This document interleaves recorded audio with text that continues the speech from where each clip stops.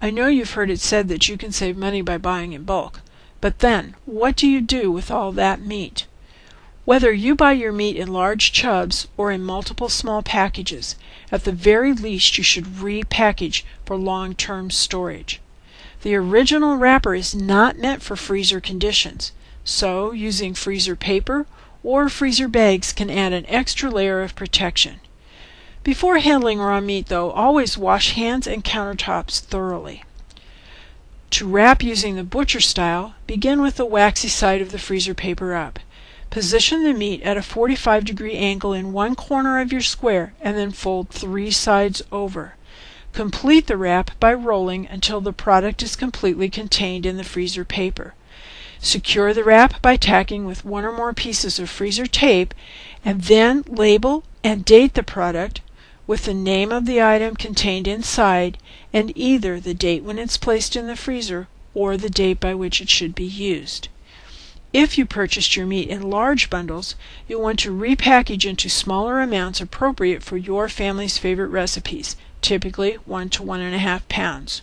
For this, you'll want a knife and a plastic cutting board.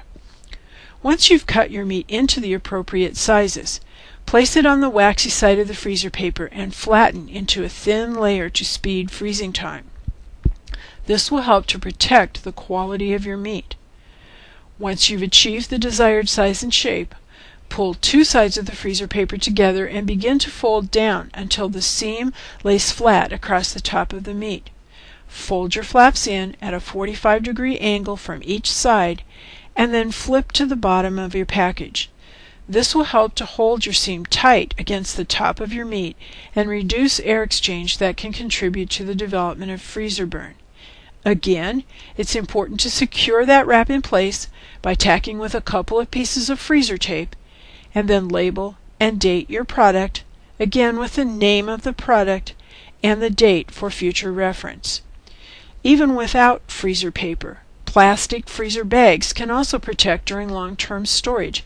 The heavier gauge plastic provides better protection than regular storage bags. Be sure to press out all excess air and seal the bag securely. Then put the meat into the freezer immediately and stack in thin layers to speed freezing. You can restack after the product is frozen. Whenever handling raw meat, it's important to scrub all equipment and surfaces with hot, soapy water. You may even wish to use a disinfectant. Just be sure to read and follow label directions. Stored at 0 degrees, your frozen ground beef should maintain peak quality for 3 to 4 months.